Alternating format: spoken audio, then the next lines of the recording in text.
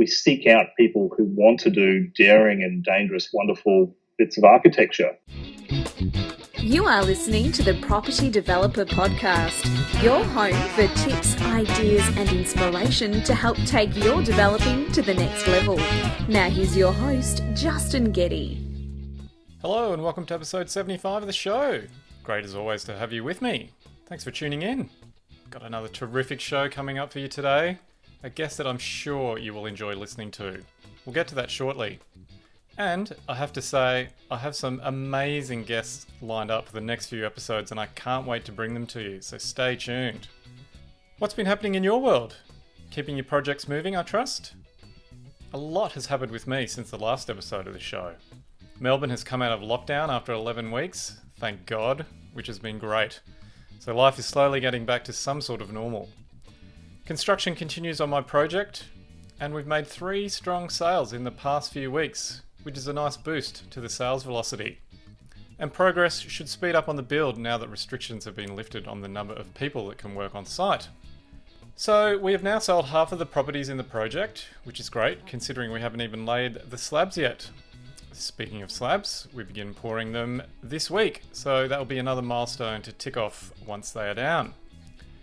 On my other project, we are just in the process of finalising a tender package of documentation so that we can start speaking with some builders about the construction of those townhouses and see where we will land on the cost front. At this stage, we still can't ask the tenant in that house to vacate until March next year due to the moratorium on evictions that's in place across Victoria at the moment. So that means we have plenty of time to get the construction costs sorted out and get all the other ducks lined up. Thanks to the many people who've been emailing me recently saying they have found the show and have been really enjoying it. Feel free to post a comment on iTunes if you're also getting some value from the show. And remember, you can find all my latest project updates and other news on Facebook and Insta under the handle of Property Developer Podcast. Okay, before we get to today's guest, if you are interested in learning how to develop, then we have the mentoring program available to help show you everything you need to know to become a successful property developer.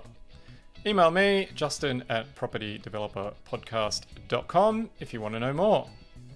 Right, on to today's guest, Joe Adsett.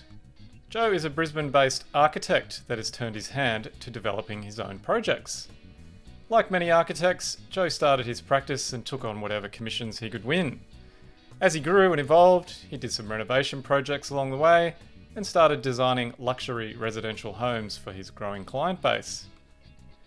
He was then presented with an unexpected opportunity to do a development project, and that gave him a taste for being the developer and delivering exciting projects he could control. The decision to do his own projects had a number of unintended consequences for Joe and the architecture practice, which he will share during our conversation. There's a lot of great lessons in this chat, so keep an ear out for the importance of having the right alignment with your project team partners, the benefits of being daring and dangerous, and how you can identify and amplify your success. I really enjoyed this chat with Joe, and I'm sure you will too. So let's get into it and start off by finding out what food Joe would eat until he was sick. Pizza is definitely it, because I did it just last night. I overindulged on pizza. So, well, you and I are in the same boat then. And what's your go-to pizza? What did you overindulge in last night? Oh, capricosa. So I really got stuck into it, and just had way too much. And my wife just gave me this look like, you know what you've done, and yeah, ball been there. That's it. Pizza's so easy to just keep shoveling into your face, so I completely sympathise. It is. It just expands on you. It catches up. So, and it's too delicious to. You think, oh, it's so feathery and lightweight. I'll just keep going with this and hang in there. But it sneaks up on you. Well, Joe, it's great to have you on the show, and as usual, we're going to be talking about developing, and you're an architect, trained architect that also does their own projects. So can you give us a bit of an idea about your background? Yeah, so I started studying architecture good 18, 19 years ago, finished my degree, started working at Richard Kirk Architect, doing some of the larger buildings around town, and then eventually went out into my own practice and started that quite early doing architecture. Really went along with that for going for about 10 years now, and kind of found myself falling into development about 4 or 5 years ago, and really found my niche in both kind of development and architecture. And so what was it that drew you into architecture? I think my father was kind of spotted a bit of talent in me, and he had a go at trying to. My father was an architect, and he tried to recruit my brother, and my brother said no. My sister said no, and I think I was the youngest child and last chance, and I was really good at graphics, and he kind of said, look, you've got to have a go at this. And I didn't want to do it, and then I went and did a day of work experience at his office, and I just went, wow, this is fantastic. I love it. So I was quite hooked. And it's one of those things, you go into the profession, you start studying it, and when you start working, you get really good at it. You kind of practice it so much, you get really good at something, and then you think, wow, this is actually for me. I can make a real go of this. And what is it about architecture that you love? I love the idea of creating something from scratch, from something from your mind, an idea, and bringing it to life is it's such a kind of primary kind of skill set that we all have as humans, and the ability to do that on a large scale and make meaningful buildings and places that can change people's lives. It's that resonates with me. Yeah, I've had a look at your website and some of the projects that you've worked on, and I have to say, pretty stunning architecture that you've developed. Oh, thank you, Justin. That's kind to say. It's definitely a collaborative effort in all our projects, and really, it's fair to say that architects are only as good as their clients, and in many ways, developers can also attest to. Their buildings can only be as good as their customers are prepared to pay for them as well. So it's a kind of a delicate balance and a dance there with clients and customers in developing and architecture. It is, and there's definitely a symbiotic relationship between the developer and the designer. So let's find out about how you got into doing your own projects. Yeah, I guess it was really by accident.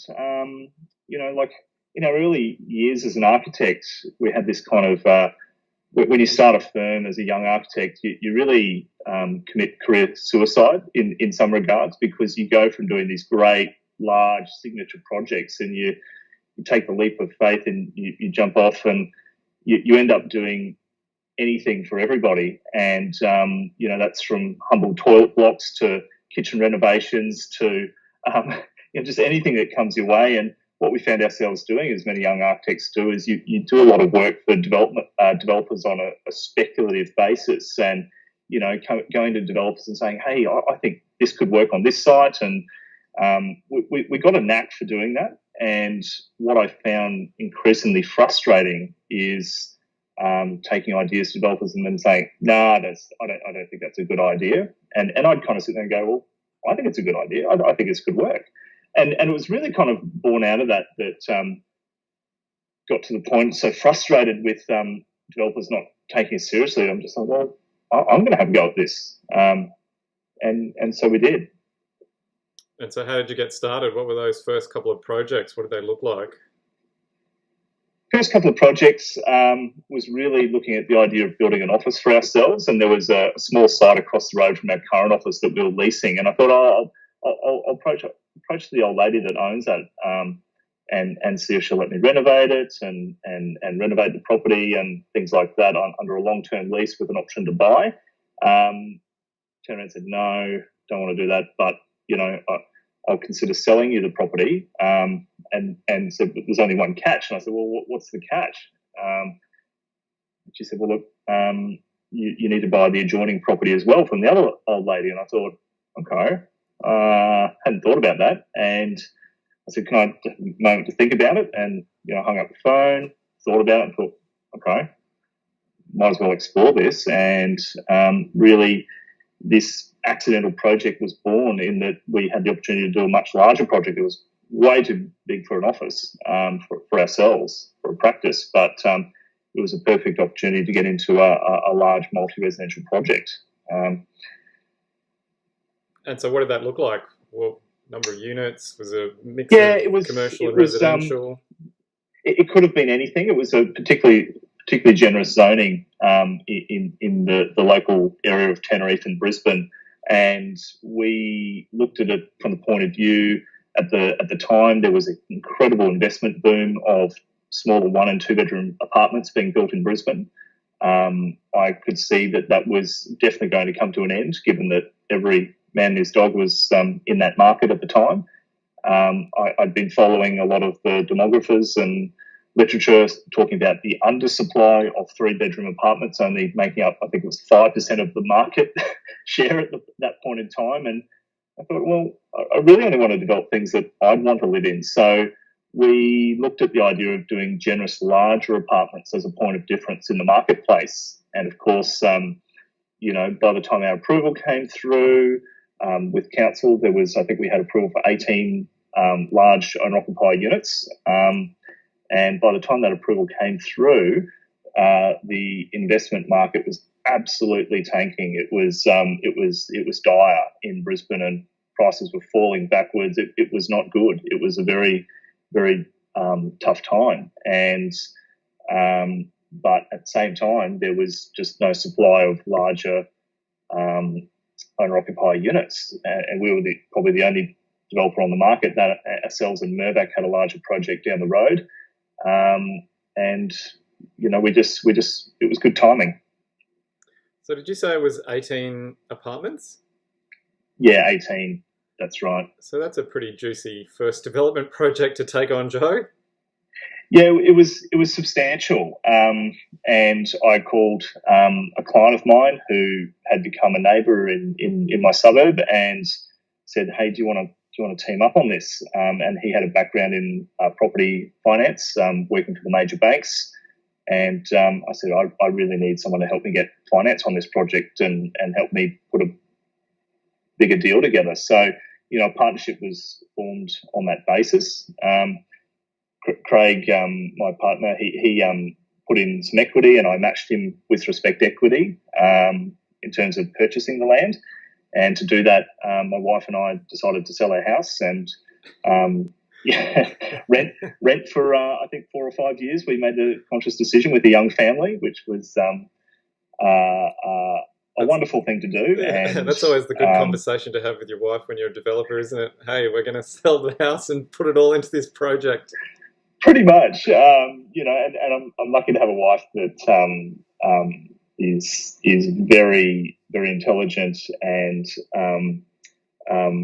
not afraid of taking calculated risks. So she could see what I was trying to do and was completely on board. And in many ways, she's part of the partnership in so many respects.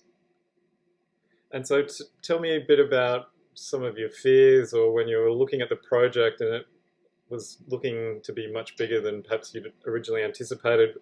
What were you looking at it from the perspective of in terms of the risks or the fears? What was going through your mind?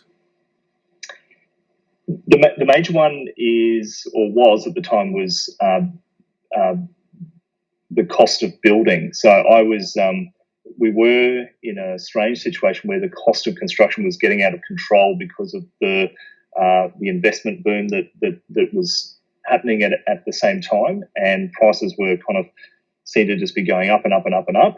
I was very, very afraid that we would kind of not make any profit, but we managed to work with one of the major builders and get it to a price that made complete fiscal sense, and a good exchange happened there.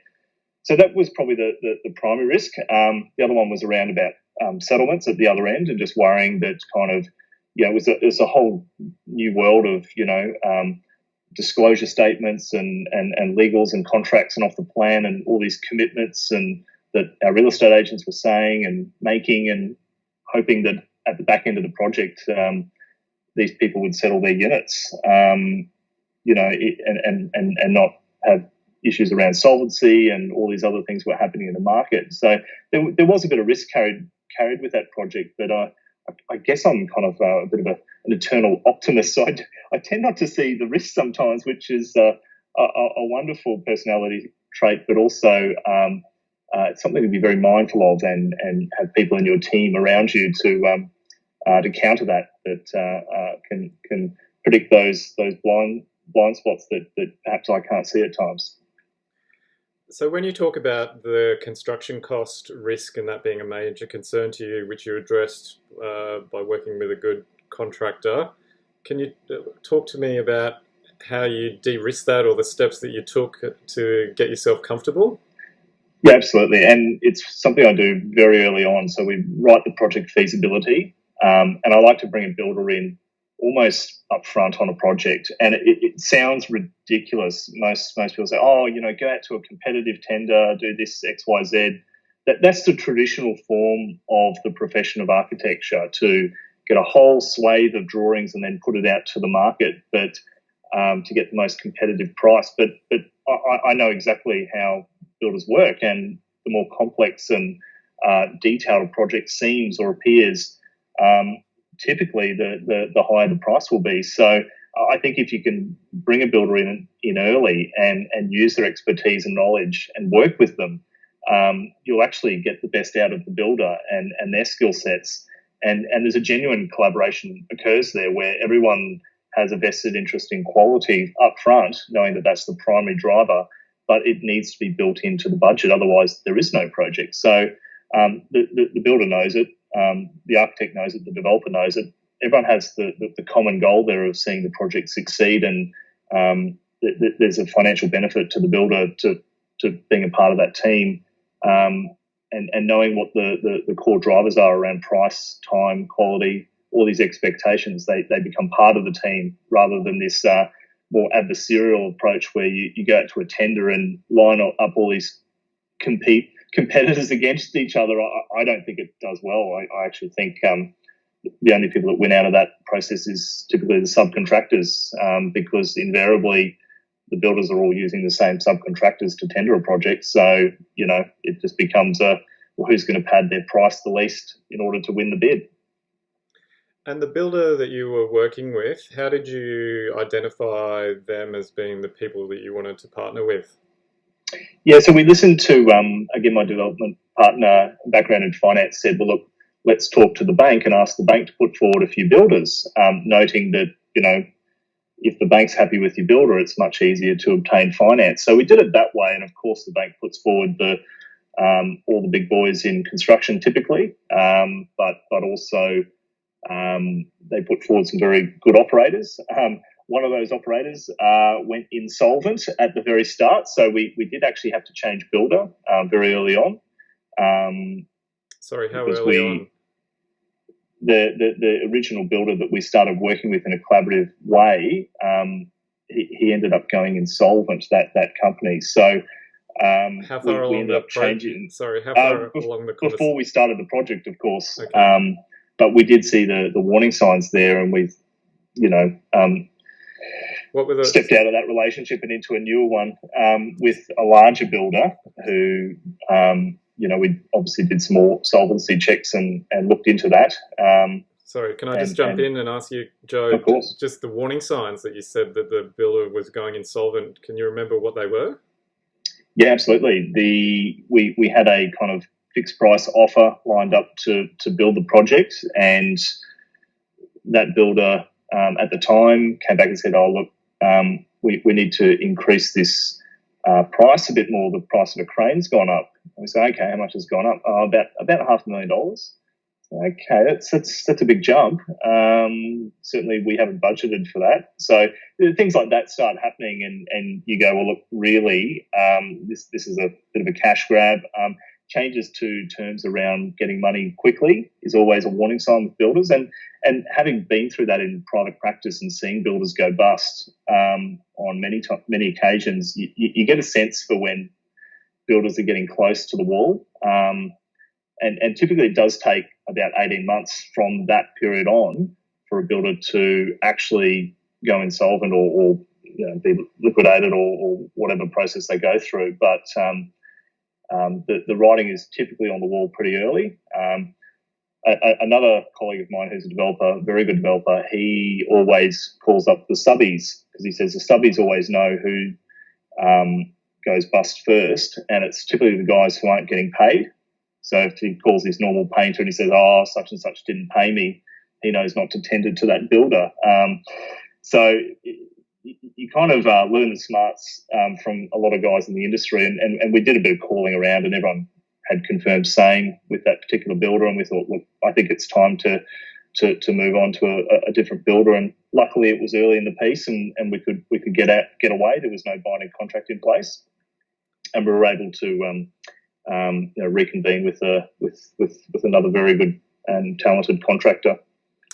Yeah, I'm just curious about that situation. So did you feel that you had a lot of skin in the game then that would preclude you or that made you hesitate to move to another builder?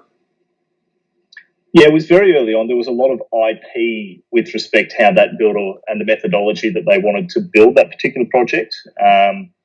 Luckily, that still resonated with a builder that was a similar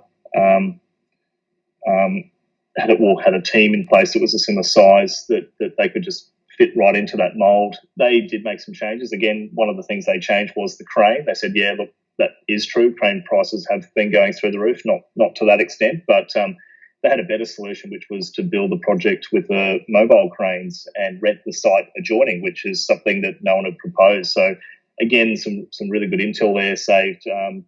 I think we ended up saving about $300,000 or $400,000 on the cost of cranes across that project. So again, you just don't get that intel unless you get a builder in early, and you can make those larger decisions about how to build a project successfully, not just price a project successfully. And so, how did you then come up with Builder B? Were they on the list? We picked the largest builder in Queensland with the biggest bank balance. So that was a bit of a warning shot to always do business with people who are really large, well-capitalised contractors. I think that's a timely lesson, and that we'll probably only stay in that space forevermore when we're doing these large projects. Yeah, I think it's always a temptation just to look at the bottom line, and if you'd go through a tender process or whatever process you go through to get a build price, and I think it's just really risky to look at simplistically at the bottom line and go, well, who's the cheapest builder? Because it's such a long-term project, or the build time, and I think there's a relationship premium that's worth paying for someone that's really good, that you can trust, that you can work through solving problems. Absolutely, and it's again like the developer who says, well, look, if I won't live in the product, no one will. It's the same yardstick test. So if the developer has doubts about how quality the builder is, those same doubts are your customers. I was blown away on our first project at how important the builder was in the buyer's decision to buy off the plan. They literally wanted to know every bit about the builder, and as soon as we said, look, it's XYZ Constructions, or the name of the builder, they were completely blown away and said, "Oh, I'm so relieved. The big great building group, they're going to be building my home." And I couldn't quite fathom how successful we became as a result of using a really big builder. So the decision of who you use to build does play in the minds of buyers, you think? Absolutely. Particularly in the owner-occupier space, where quality is much more highly regarded than, say, investment return or other kind of purchasing decisions. So quality is not only from the developer themselves, but their architect, their team, but most importantly, the builder. And a builder with a great track record is a huge consideration for any buyer. Yeah, I agree with that, because I know that when we do our own off-the-plan sales, quite often buyers will ask who the builder is going to be, and if it is someone that's reputable, it just allays their concerns around quality and whether it'll actually get built on time or get built at all. Absolutely. There's this kind of social proof in that, if the big tier one contractor is interested in building this project, well, hey, that it's a real project. It's going to happen. It's going to be built. So, and also just from a finance perspective, big banks like funding big projects and big builders behind there. So it just de-risks the whole process from the financier's point of view as well. All right. And so did anything else happen along the way in that first project? Give us a bit of a sense of other challenges or... not naming names, but infrastructure provider, NBN was, I just named it, but I guess I can speak honestly and candidly about that. But NBN, we agreed that it was going to be installed by a certain date, and then all of a sudden it was just a policy change. And being our first project, I didn't quite realise that NBN and Telstra weren't the same organisation. So then having to arrange Telstra to try and install an internet connection at the very last minute in a project was an almost impossible feat, and we didn't quite get there. And of course, you run the risk of being in breach of contract to 18 buyers who've bought off the plan and moving into their units without internet. And problem solving came to the fore, and we realised we had to give everyone little Wi-Fi dongles to get them over the hump between when they moved into their new homes and when Telstra pulled their finger out and finally installed the internet connection to the building. Yes, connections for all those kind of stuff can be really frustrating. Actually, is that something as an architect that you wouldn't necessarily turn your mind to when you're doing a pure design project for a client in terms of all the civil works and all those other ancillary items that you need to get done when you're finishing off a project? No, we'd never, ever get involved at the back end of the project again. We would coordinate those things and arrange them at the front end and allow for them, or spatial allowances in our design for services and connections. But you never have line of sight to, signing the form, the agreements, the deposit bonds, and all these things that go in place to actually get these connections installed and implemented. You only really experience that if you're in the construction world or have a bit of line of sight to that as the developer. But again, knowing all these constraints now and putting that back on the builder to organise and making it part of the builder's scope of works, I'd pay a builder 3 times the price of what it would cost me to do it, because it's just such hard work and you ultimately don't want to make any mistakes. So lumbering that risk to the builder has been our solution moving forward with our projects. And what about having you as the architect involved in the project? Was that also something that was appealing to prospective buyers? Yeah, I was really mindful of that at the outset and as our point of difference, and it has resonated beautifully to the point where a lot of our clients will come to us before we've even done a project to say, oh, look, we're thinking about downsizing, or we're thinking about moving to a certain area. Would you ever consider doing a project in this area? So we actually get a good response from our buyers because they're seeking out a quality product and wanting to know where we're going next. So the idea has really resonated, Justin. So we've been blessed in that respect. That not a lot of developers do place their architect at the front and centre of what they do. A lot of developers do like to just pay lip service to design, and really our key point of difference is that we're wearing our kind of heart on our sleeve, so to speak, and putting our ideas up there and saying, well, no, we are committed to quality. This is what we do and we believe in it. And I think whenever you put something of quality to the market, in any business or any service industry or any product industry, quality does sell. There is a niche market for it. So we've been very lucky to tap into that market. I wanted to ask about that from a commercial perspective. When you put your commercial hat on as the developer, and you're also balancing your desire as an architect. Is there a juggling act to play between those commercial imperatives of delivering a profitable project and your design sensibility of delivering something that's really beautiful? Absolutely, and just coming up with really expensive, lavish finishes or things that look incredible but just cost a fortune to build. And we've all been there as an architect, as a practitioner for our clients, and kind of design things that are over budget or out of just couldn't be built, there's this kind of process called value management where it's all wound back. Bringing the builder in early, you can throw all these ideas on the table and come up with solutions that are viable and cost effective, so that the interests of the project can be balanced and we can do incredible things up front and embed them in the kind of DNA of the project to make them intrinsic to the approval and the offering to the consumer.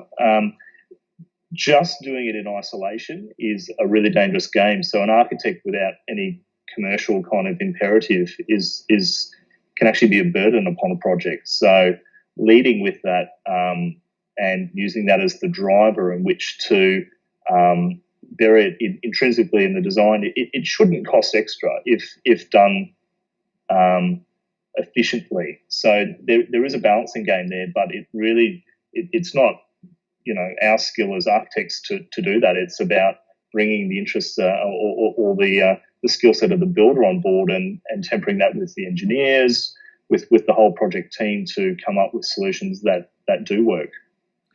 So what would your advice be for a developer out there who's listening in terms of engaging an architect for a project and being able to drive them or harness their powers, their superpowers, to deliver a project or deliver a design for a project that's going to meet their brief?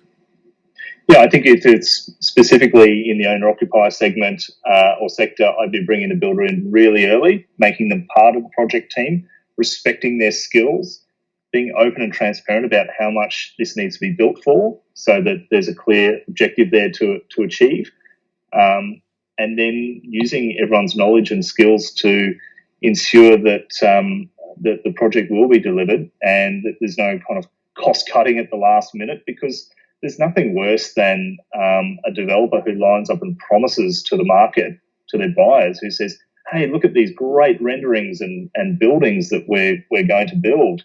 And then the buyer's coming through at settlement and looking and going, that looks nothing like what you said it was going to look like. It poses all sorts of settlement risk around it.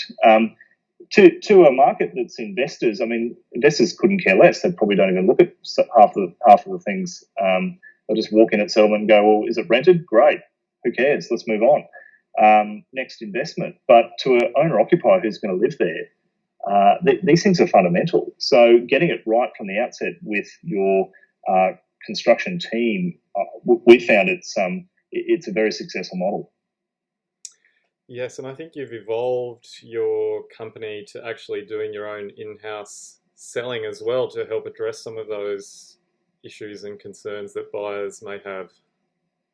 Absolutely. Owner-occupiers, they want to tweak and twerk the plans to tailor them to suit their needs. And so many of the bigger developers in the owner-occupier space just say, no thanks, and come at settlement, you can do whatever you want with it, but until such time, no, this is the product you're getting and this is what we're delivering. And that works very well for them.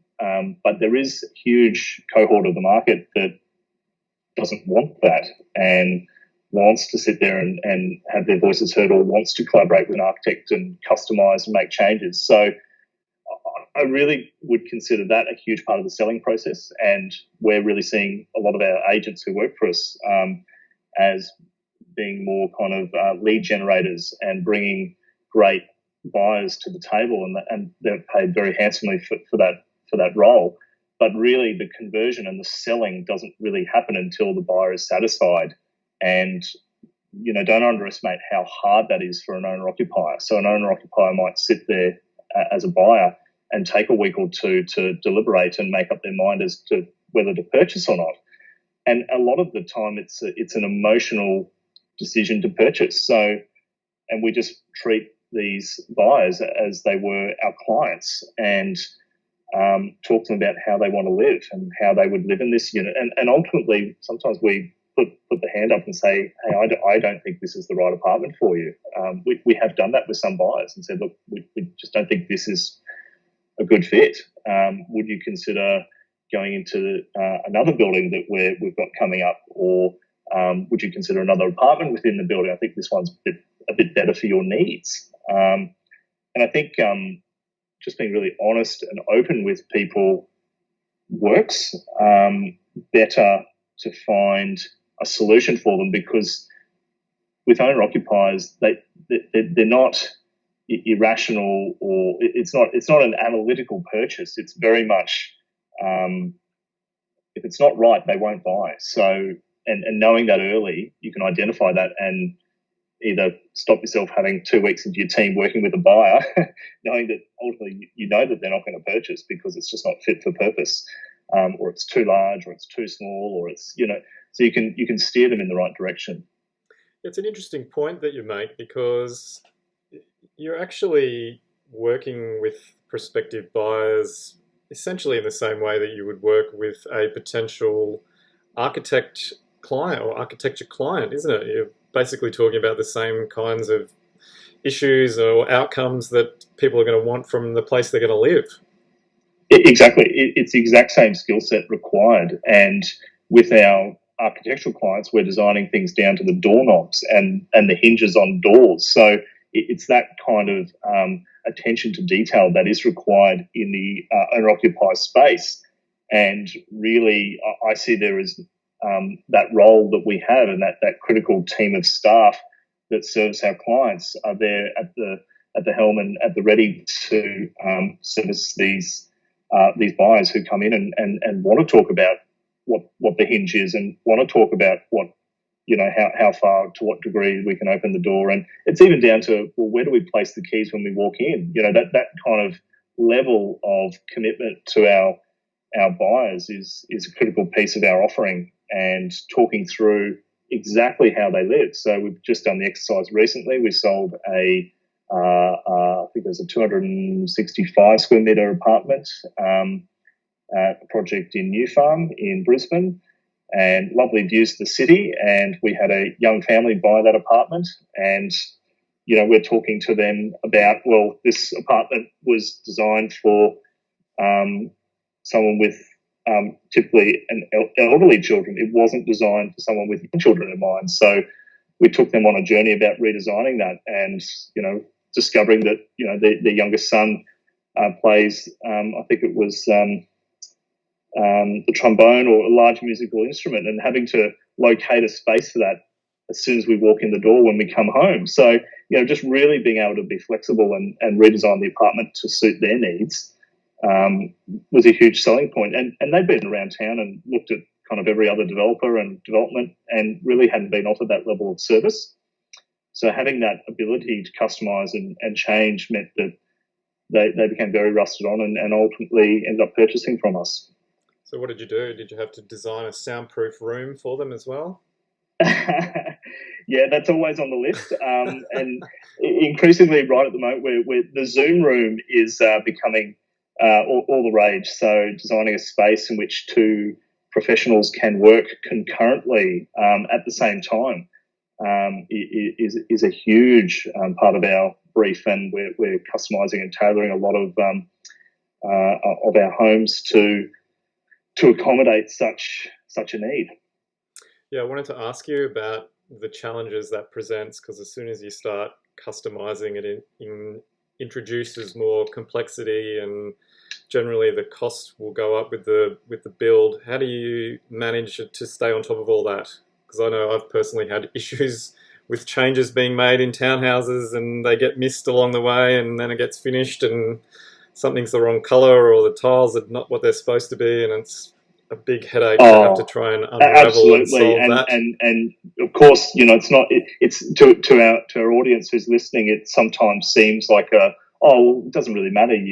PowerPoint missing or something. No, you're actually in breach of contract as a developer, and you've got millions of dollars sometimes on the line as a result of being in breach of contract. So you really want to be able to have good systems in place to ensure that these variations that do come up are cross-checked on site and relayed to the contractor. And sometimes it's just human error that you come settlement and, oh, goodness, all these changes haven't been made to the cabinetry, or the wrong kitchen got installed in the wrong units, or this happens. It's a frequent occurrence. So we're currently rebuilding a lot of our systems in-house. We thought we had good systems, but we have devised better systems, and often just having the customer themselves come onto a building site. And, I know that's forbidden by a lot of the bigger developers because, it's there's all sorts of risks that come out of that as well. But I think it's a lesser risk, and most of the time our buyers are so motivated to purchase that they love the idea of coming on site. So we usually like to try and engage them and give them a walk around and just make sure that it is right. And I always say, well, look, if a buyer is going to pull the pin on their unit that they've customised, I'd rather know that really early on and be able to either A, not make the changes, or B, find a backup buyer that will settle this contract. And I mean, we haven't had any contracts ever fall over, thank goodness. And I think a lot of that's down to the fact that we do work so closely with our customers, and relationships are formed. And obviously it's gone the other way where we've let people out of the contract. We had one couple that were working at Qantas and put the hand up very early at the start of Corona and said, hey, I just don't think we're going to be there at settlement to settle this. And we said, yeah, look, sure, we'll work with you to resell it now, knowing that there's still a very eager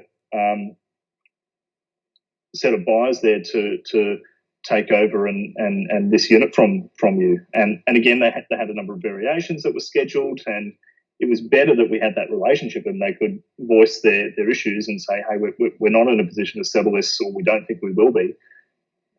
So we could kind of mitigate that risk. Had we been a closed book and just ignored it and buried our heads in the sand and not being engaged with our customers, we probably would have only realised that at settlement and, created a bigger risk for ourselves, obviously. Yeah, I'm quite curious just to explore this a bit more about how you deal with prospective buyers. So is that do you have like a business development person or a particular architect or someone that manages those encounters with prospects and then feeds the information back to your architectural team, or do you get involved? What's the sort of nuts and bolts about how that looks? Yeah, I like to always have a large team involved. So typically it's either that first port of call is myself and or my business partner to meet and greet and let the customer know that they've got line of sight to the head of the business, and phone numbers are available should things go astray. But ultimately, it's the project architect and also our in-house development manager who run that kind of relationship and do manage that. And I'm still involved as a design lead, so I'll participate in some of those changes and give advice and input, but it's then down to the project team themselves to handle that relationship throughout the course of construction. Okay, interesting. And let's move through some of your other projects. So you got your first one done, your 18 apartments, they all sold, settled, everyone was happy, you rode off into the sunset with your fat check. What happened next?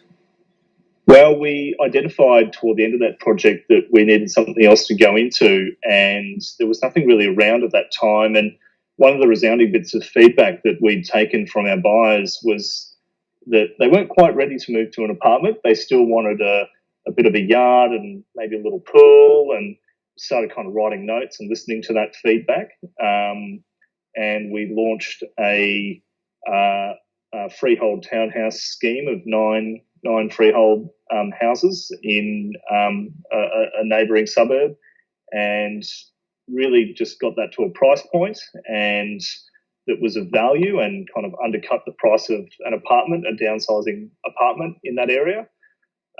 So really try to find a gap in the market, and again that was a huge success. We sold that project out, and that's been delivered and built. We then, one of the other bits of feedback that came out of the first project was the apartments weren't large enough, and there was a lot of feedback there. People, our buyers, wanting to amalgamate, as in put two large 2 and 3 bedroom units together and make these supersized apartments that are not on the river, and that's really a very untested model, or was a very untested model in Brisbane, and you'd be crazy if you went and launched a project like that. But we thought, well, why not? And kind of give the punters what they want, so to speak, and really listening to that feedback, went and bought another site that wasn't on the river again, and went and launched a project of really large apartments for this cohort of buyers that we knew would come, because again, no one else was supplying that product to the market, and having line of sight there to 1 or 2 buyers who we knew would instantly purchase, egged us on to go, well, okay, well, we know what they're in a probably similar demographic to these other people who haven't raised that, but if we build it, they will come, so to speak. And again, we've managed to sell that project out. So that's sold out now. We've just started digging the basement for that particular project, which should be built in about 12 months' time. Sorry, did you say how many apartments or that was? Yeah, that was 18, but I think that's now back at 17. We had someone amalgamate the 2 penthouses into one super penthouse, which was an incredible project to work on. So that was a 600 square metre unit in the end of it, apartment, and an incredible project to work on. So you said it was crazy to launch a project like that because it hadn't been done before, but what gave you the confidence and the courage to be able to do it? I guess developers fall into 2 camps. There's really people who like to go out there and find gaps in the market, and I'd call them pioneers and pioneering developers. And I reckon maybe 3 and 4 out of 4 projects will work and be successful, and the other quarter will tank and do poorly. And other developers will watch what other developers are doing and mimic or copycat, or look at what they're doing and change it slightly to be successful. So there's really kind of two ways of developing out there. We really like to pioneer, and I like pioneering because you don't have any competition. And when you don't have any competition, you can do whatever you want. You can market it however you want. You can sell it for whatever prices you want. You're literally first cab off the rank. And with that comes a lot of not distrust, but you have to prove trust to these buyers and these people who are ultimately will make the project either a success or a failure. So I like that challenge, and I like having a hunch about something, or knowing that, and there's little things that we saw. So we saw at the time there were changes to the superannuation policy of the federal government, which meant that people could sell their family home and put money into their super tax-free at certain amounts. And I knew that would be a primary driver for people to sell up their large family homes and larger properties. And where are these people going? And at the moment, there was no choice other than riverfront stock or moving to the beach. And of course, not everyone has the finances to do that or wants to do that. So we saw this as a big gap in the market. And, anecdotally seeing that on other projects that we were doing either for ourselves or other developers, and watching these people trying to amalgamate 2-bedroom units from an investment developer and thinking, what on earth are they doing trying to buy into a building that's full of investors and students renting? Why would they want to live in that environment? Well, primarily because they didn't have any other options. So, we had a pretty strong hunch that, again, that you could do this and pull it off. So even though it hadn't been done, we were reasonably confident that there was a good market there. Okay, well, it sounds like it worked out for you. Yeah, gut feel can sometimes be the thing to follow, but can also backfire as well. It can go the other way, and thankfully we haven't been in that predicament as yet. I'm keen to learn whether there's been a really challenging obstacle or setback that you've experienced or faced that turned out to be a really fantastic learning experience. Yeah, I think very early on, it's probably more in my architectural practice, but we grew we just grew way too quickly, and we got to a size very early on that we just didn't have the financial resources for. I would literally rely upon what people would say when they would say, I'm going to appoint you next week to do this fantastic large project, or as soon as development finance comes through, we'll appoint you to do all the construction drawings. So I would just take that quite literally and go and gear up and put on 2 or 3 staff to service that, great up and coming project. And that backfired massively, Justin, to the point where, we're sitting there holding the bag at times, and people either changed their mind or were just at times just lied about their ability to pay for that service. And it became a really frustrating point of control.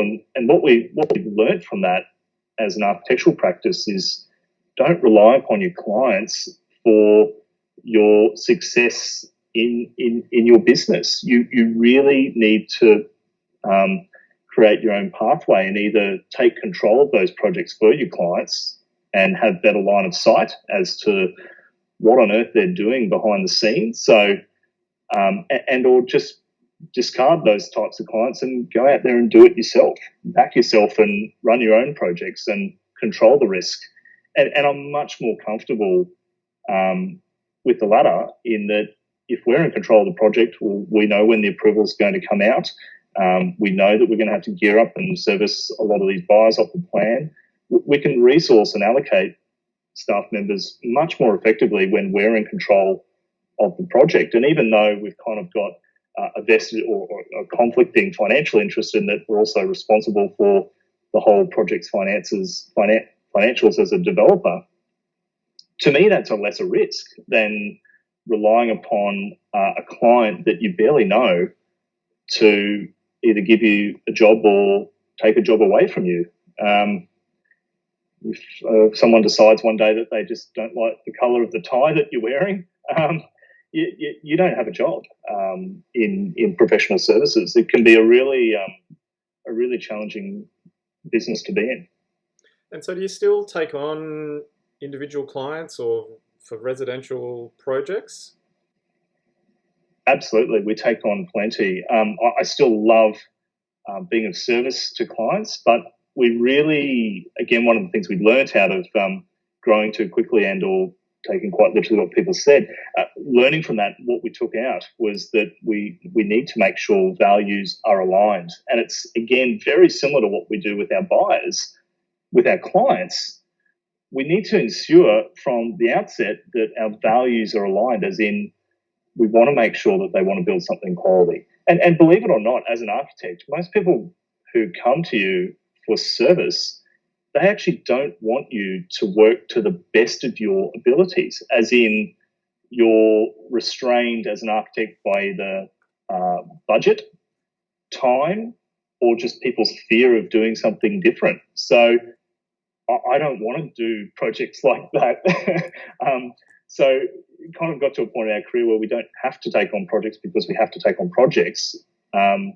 So we seek out people who want to do daring and dangerous, wonderful bits of architecture. And that to me is so much more exciting. And it's so much easier to retain your talent in your team when you're offering projects that are, a wonderful chance to, progress design ideas and explore new pathways. It's just such a more, such a greater place to work in every day.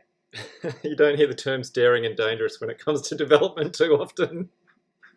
No, you don't. So it's a good research and development or R&D kind of environment in which to explore a lot of building ideas. So, for instance, we just took on with another developer who's a home builder, and they wanted to do Australia's first passive house. And literally had to pull out the dictionary and work out what a passive house was, but before we committed to that. But really taking that idea and then exploring that on a small scale for a client has enabled us to think, well, hey, how could we apply something similar to a bigger building, and should we be doing that in our line of business and doing something of this quality on a larger scale? Yeah, I think that point that you make around alignment is actually a really, really important element of developing, particularly when you're putting your team together. As we were talking about before, you want alignment with your builder and your other key members of your team, whether it's your designer, your sales agent, those really important people. You need that alignment because you're working with them for years, and you want to be able to work constructively with them on the inevitable issues that pop up that need solving. Absolutely. It's like the old adage of, everyone's rowing the boat, but someone's got the oar back to the paddle back to front. It's the boat will go around in different directions. So everyone's just got to be on the same page, and it's very important to, in the interviewing process, to get that right with all of your team. Yeah, I think that there's some good questions that you should be or could be asking people that you're looking to bring on your team around that. I think you'd call it values alignment. Indeed. Has there been something unexpected or unusual that's come up during a project that you've had to solve or resolve? Oh, look, I think every day there's a new set of challenges. I think one of your previous podcasts talked about problem solving, and look, that's a day-to-day minutiae that occurs, and you get very, very good at quickly putting out fires or predicting bushfires, as we call them in here. We've had some absolutely cracking moments in development. I think one of the biggest ones was we was and maybe I shouldn't tell the story, but I won't name names, but we had a plumbing contractor who saved the day one day, and we had the inspectors out from the relevant authorities to sign off on the plumbing approval, and they said, "Oh, listen, we can't sign this off." And we said, "Well, what do you mean? This is the very last approval we need to settle the building." "Well, you're missing the valve that we need to sign it off." And we said, yes, we know, because you haven't supplied us the valve, you're out of stock. And of course, we can't sign off until, we supply you the stock. And they're saying, well, okay, well, provide us the stock. Well, it's just this horrible moment where you realise that the person signing off your... So the way out of that, which was very creative, was... another building that had just been certified the previous day, we were able to, the plumber ran across town, pulled the valve off that project before people moved in, brought it across to this project and said, "Oh, I just found the valve, it was in the back of my van," put it on and then got it signed off, and then took the valve back to the other project so that people could, it was just a comedy of it. It was just ridiculous, but it solved the problem. But, for a moment there, I think we're all just panicking, freaking out, saying, well, we're not going to be able to sell this for at least a month. And, when you're at peak debt, it's quite scary. Yes, I love it when someone comes up with a relatively simple solution to a very complex or potentially complicated and costly problem. So awesome. Yeah, I guess another one, Justin, we our infrastructure charges, or headworks charges, I think as other developers call them, the contributions you make to the council, we paid them, and I think there was a cheque that was made out for about $500,000 or something, and that went missing. As in, we definitely paid it, we handed it over, but it quite literally went missing. And that was, I cannot remember how that was resolved, but that was a terrifying moment where we thought something had been paid, but it hadn't been. I think at councils that missing money, as it were, tends to end up in the Christmas party fund, doesn't it? The council Christmas party fund. That check's somewhere floating around the coffers of council somewhere. So hopefully no one will go and cash it again if they hear this podcast. So what would you say are the key lessons that you've learned so far from your developing experience? I think you've got to back yourself as a developer. I think you've really just got to listen to your intuition and really understand your own business and your own customers and look at the reasons why you're successful. I mean, we always talk about in business, look at reasons where you're not successful and fix those. But I think look at the reasons why you're successful, why you're doing well, and then turn up the volume on that. Do it better. Just exaggerate it. Just be really good at one thing and just do it beautifully. I think time and time again, yes, you can fix things and you can fix problems, but you're being more reactive. I think if you're actively going out there and turning up the dial on what you're good at, people will see that and take note. Yeah, I wanted to ask you about whether you develop under a different brand to Joe Adsett Architects, or whether you promote it as a Joe Adsett Architect project, or from that kind of marketing and branding perspective, how does that work? We definitely promote it as a Joe Adsett Architects project, and that can be somewhat confusing to a lot of people within the market, and we did struggle with that at first, but I actually see the word developer or development can sometimes be seen as a bit of a dirty word by the consumer, and it's a bit of a kind of it's a bit kind of, whereas I think leading with the word architect, is primarily what we are doing. The only core difference is that there is no developer involved, or the developer is indeed the person who is in charge of the design and running the project. So we do for that reason. And we did toy with changing the name of our company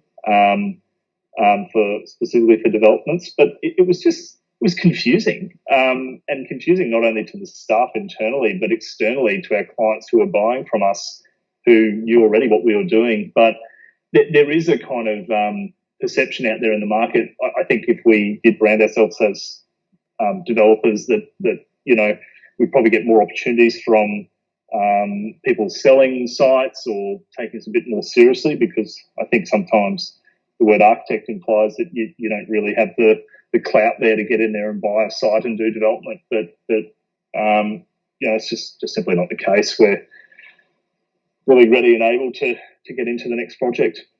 And so do you do design work for other developers?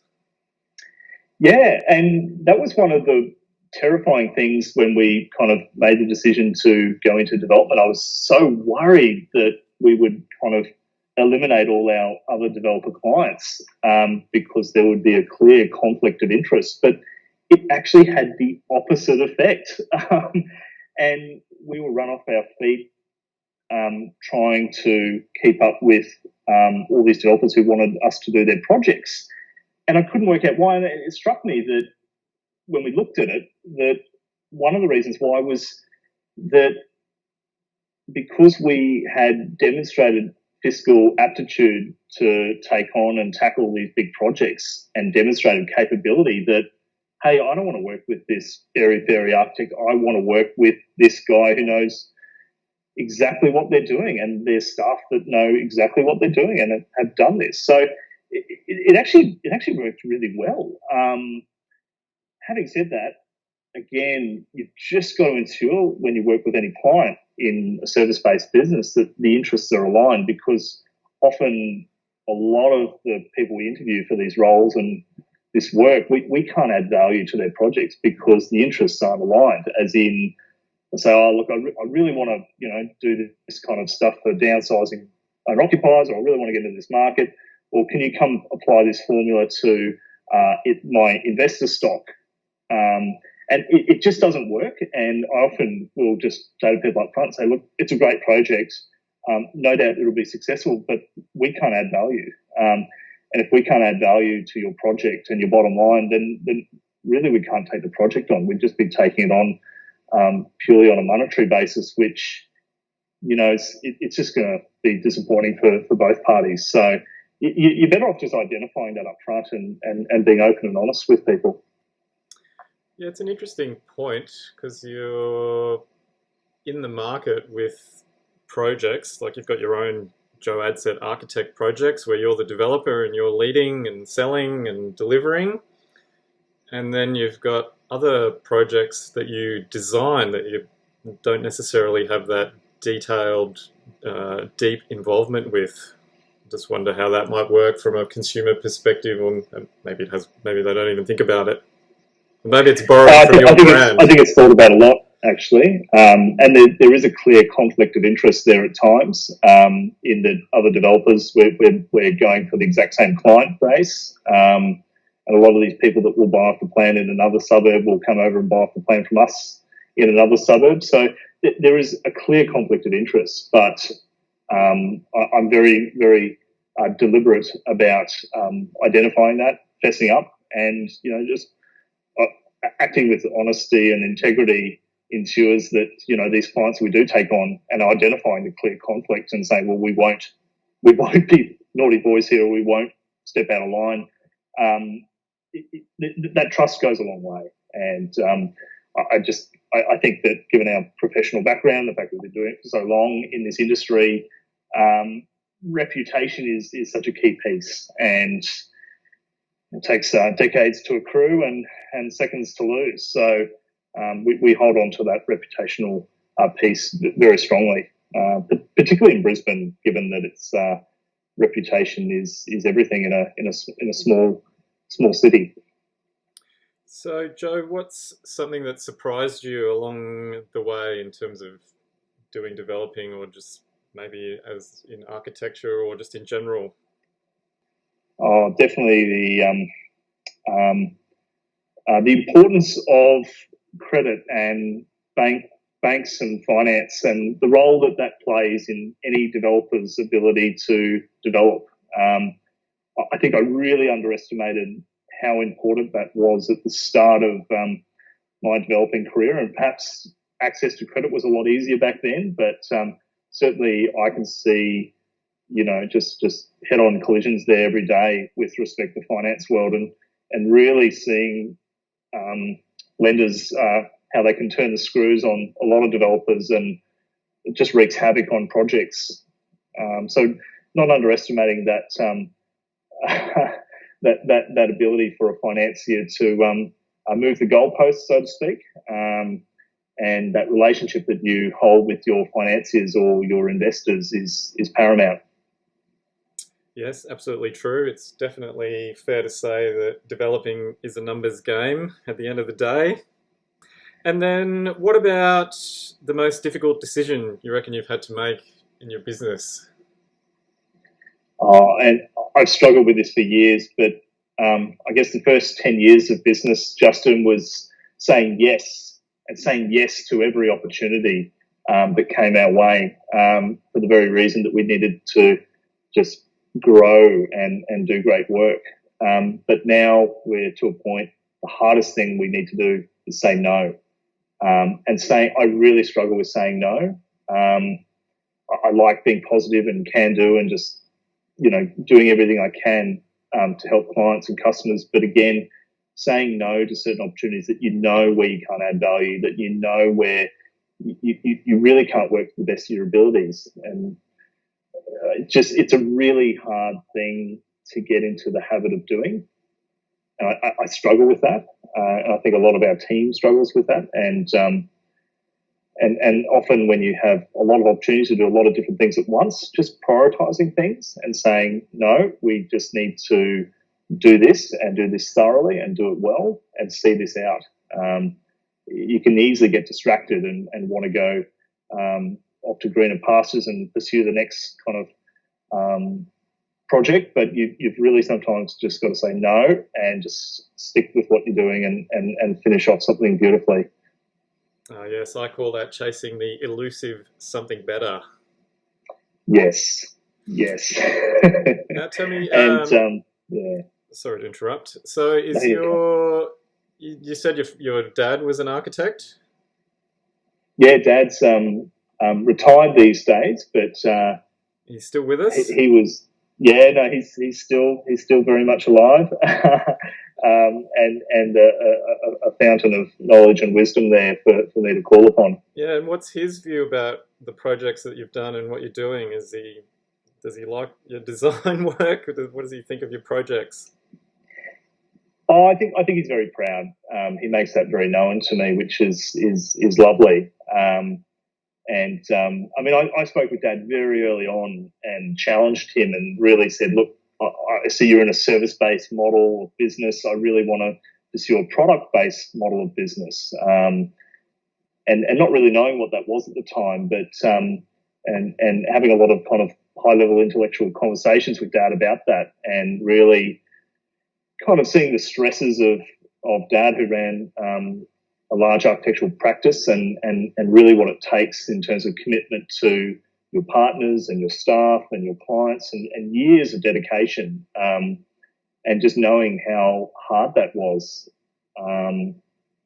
has been wise counsel to say, well, look, that's great and I want to do that too, but I want to kind of temper that with being more in a product-based industry where you have greater control over what you are doing and not always beholden to these other larger, greater forces around you, such as, a large team of staff and or, clients that you do come and go.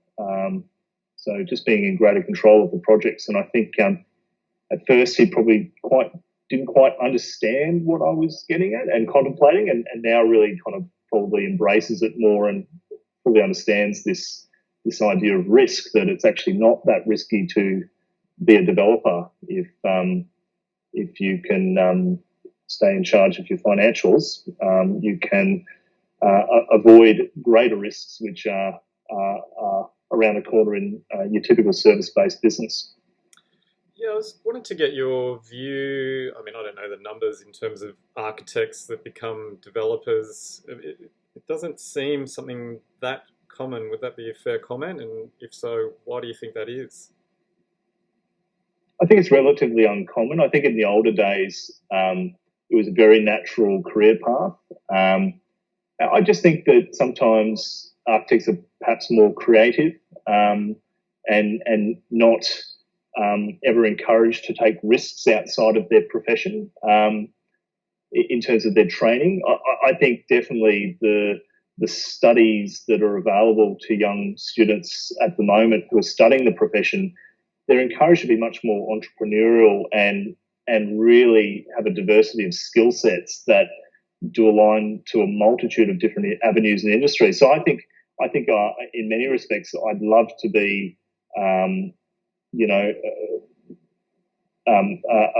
kind of an example of what you can do with a good set of skills that you take from a university or a good formal training education, that you can go and diversify and change your business model. It doesn't have to be traditional architectural service as you've been formally trained. It can be the other things which you're set up at a tertiary level to explore and undertake. I mean, it strikes me as not being too many steps more to take from going from architect to being an actual developer. Yeah, and I think, I always joke and say architects are brilliant off-the-plan salesmen, because that's one of the key traits that you share with the development industry. Some of the best developers are brilliant visionaries. Architects are often some of them are fantastic visionaries and brilliant at selling their ideas off the plan to their clients. You're literally taking a concept in your head, putting it on paper or through form of a 3D visual medium and selling it to your client. It's no different if you're doing that to a greater audience of buyers. It's the exact same skill sets that are required, and I just see it as a future industry there for architects who are just sick of old-fashioned architectural practice, who just want to get out there and do it. Yeah, it's funny when we talk about it. It strikes me as a really natural way of generating clients, Joe. Creating projects to sell off the plan, and then getting potential clients in and talking to them about modifying it or delivering it for them. Yeah, absolutely. And I think it's perhaps somewhat there's an older cohort of profession that might look down upon that as well. That's a conflict of interest with your client's interest, perhaps, or you're kind of stepping out of your lane, stay in your lane, so to speak. So I certainly don't subscribe to that. I think that's absolute utter nonsense. And I definitely think an entrepreneurial spirit in the profession of architecture is desperately required in order to resurrect confidence in our profession and the importance of design. I think we're only going to see that grow stronger and stronger, that bond with good design, particularly in a post-COVID world. Yeah, I was talking to someone the other day about the importance of design and how, with all the lockdowns that we've had, and in Melbourne we're still in them, but hopefully they'll be over soon, but there's people having to spend more time at home in their space because they've had to work from home, still working from home. They will become very aware of whether their home, their space, their apartment, their house, whatever it is, how well has that been designed? How do they feel when they're in there so much more now? Does it work for them? So I think there will be a heightened awareness around good design and how it can actually impact on how people feel when they're in their space. Absolutely. It's intrinsic and just this whole redefined notion of home and work. Well, all of a sudden we're all working from home, and whether we all just go back to normal, who knows, or whether this is the new normal and working from home becomes the new normal, and we just have to learn to adjust to have our workplace in our home environment.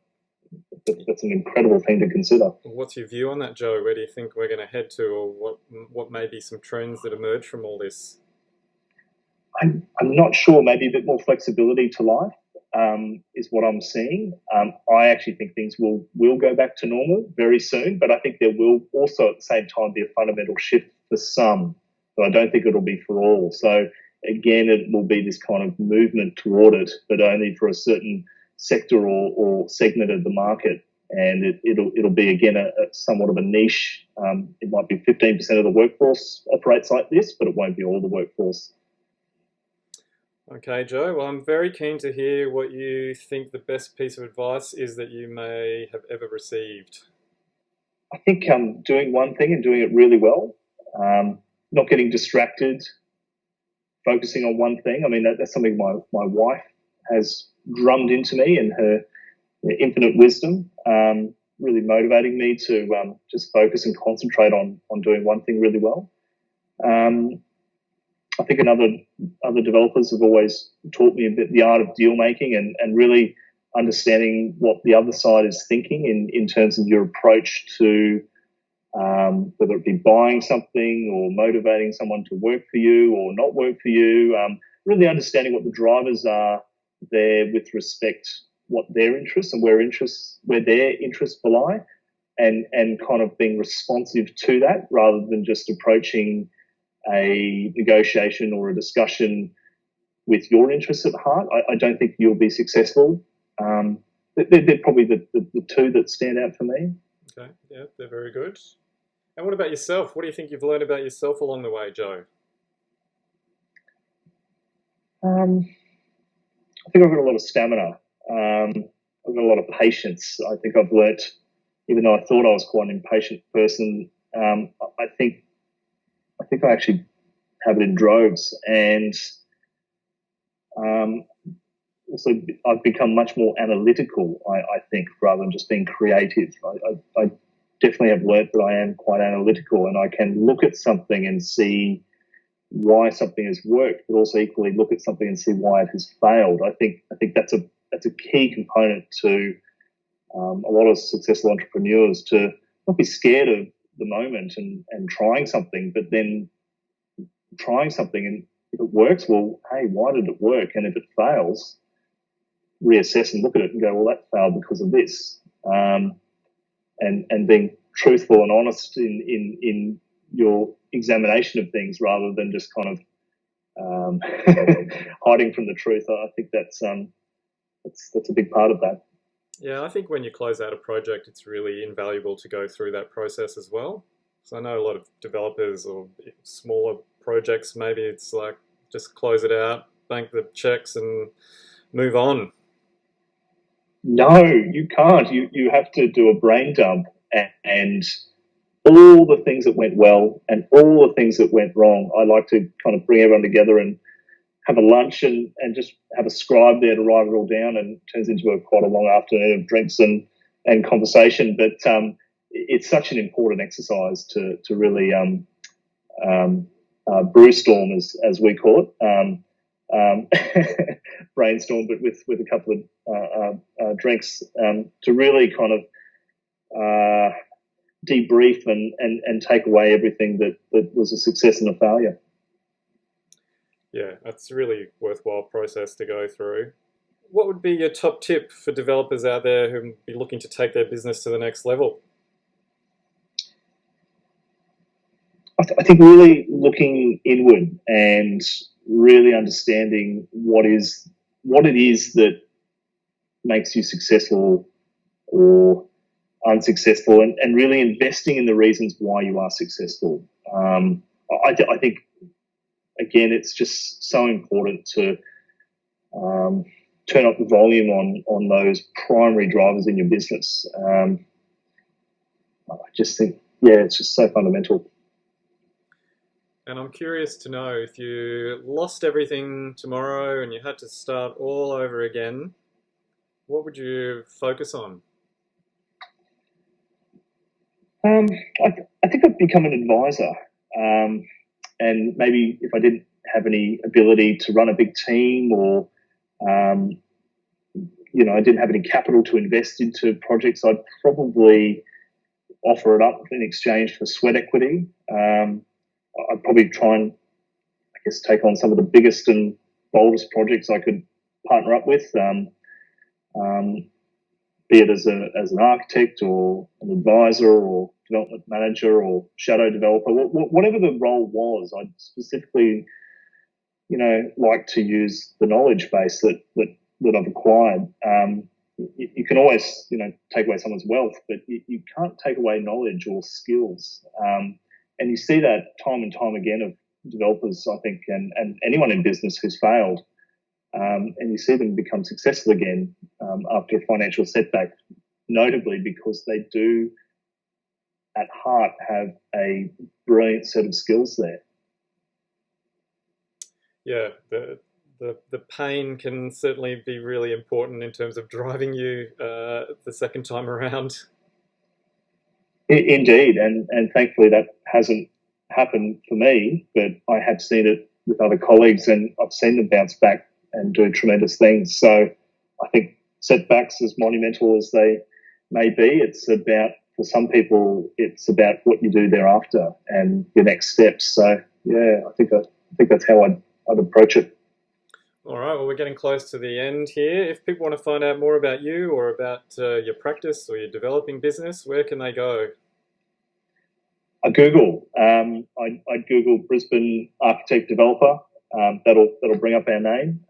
Joe Adsett specifically is our name. If you Google Joe Adsett, that's JoeAdsett.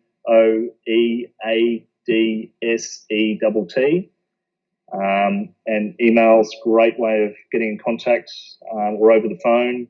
All our details are on websites, and social media, just direct messaging us on socials. We're out there. Yeah, I sometimes ask people how they came up with their business name, but I suspect I don't need to do that with you, Joe. Well, when you start a business and you're a small fish, you've got nothing to offer but your own reputation. And in hindsight, I regret that. But at the same time, it's a great thing to stand by. And if you're true to yourself, then having your own name on your business is a great thing. Why do you regret it? Often as you're growing, people then only want to deal with the owner of a business, and that can be challenging to contemplate that, if you're lining up for a particular service or there's an expectation that I'll be there at every step of the journey, but it's just not the case, and it can often be lead to problems with some particular prospective clients, knowing that, it's not Joe that's going to be working on it. But often I find that some of the staff that we put on their project, they go, this guy's much better than Joe at this particular role. So it's actually, it can be somewhat of a difficulty at times, but that's the only reason. All right. Well, we've kept you long enough. It's been really awesome talking with you today, Joe, about developing and design and everything that we've covered. Did you have any last comments you want to make before we round it out? Yeah, I'd just love to say thank you, Justin. It's been a pleasure to be on the show, but importantly, it's a pleasure listening to your show. And as a long-time listener, I've started re-listening to all the episodes. I only wish one more thing, Justin, that you had more content for me to devour. Oh, I'll try and step it up, Joe. Like yourself, got other things to do as well. busy fella. Yeah, no, thank you for those comments. I'm glad you're enjoying it. The reason I put the show together is for people like you. I love producing it, and I hope people get some value out of it. They do. I can assure you, and I'm one of them. Fantastic. Well, Joe, it's been really great having you on the show. Really appreciate your insight and the time that you've taken with us today. Wish you all the best for your projects. Next time I'm up in Brisbane, we'll have to catch up and you can take me around and point out all your legacy projects. I think that would be really awesome. Oh, I'd love to. It'd be my pleasure and my honour. All right. Well, thanks again for being on the Property Developer Podcast. Thank you, Justin. See you later. Bye now. Okay, there you go. What a great chat with Joe Adsett. I like seeing an architect daring to take control of their designs and bringing them to reality. He's putting his money and reputation on the line, and in doing so, gets an intimate understanding of a development project and the risks involved. Here's 3 things I took away from our conversation. 1. Ensure you have the right values alignment with your property development team partners. Having the right people on your team is central to the success of the project, and making sure that you feel confident in working with them, potentially for a few years, is really important, as there will be bumps and issues along the way, and you need good people to help you solve problems and work through dilemmas. 2. Be daring and dangerous in your projects. Okay, so you generally don't want to be dangerous when you are delivering a project.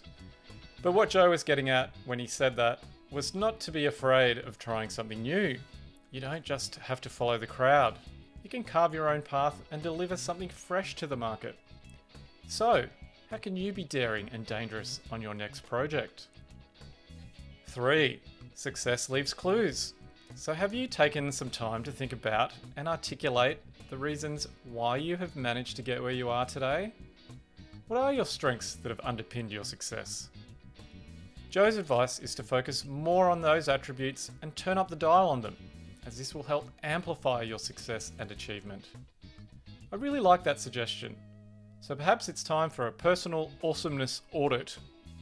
What do you think you have been good at so far in life? Alright, if you enjoyed that chat with architect Joe Adsett, then you might like to go way back to episode 10, where I speak with the architect who has helped me on many of my projects, Dom Serantonio from CSA. We talked a lot about the value of great design, and Dom had this comment about the need for bringing something of quality to the market. If you can't go to the market with some sexy renders and some great usable floor plans, you might be in strife. As usual, there's heaps of great tips and ideas in that chat, so go back to episode 10 and take a listen. Remember to email me if you are interested in learning how to develop property, justin@propertydeveloperpodcast.com, and I can send you some further info. And you can catch my project updates on Facebook and Insta under the handle of Property Developer Podcast. Plus there's always lots of other news, views and fun things that I share. And you can find all the past episodes of the show at www.propertydeveloperpodcast.com. So until next time, may you be daring and dangerous with your next development project. You've been listening to the Property Developer Podcast. Tune in next time for more tips, ideas and inspiration to take your developing to the next level. For more developing love, make sure to visit propertydeveloperpodcast.com.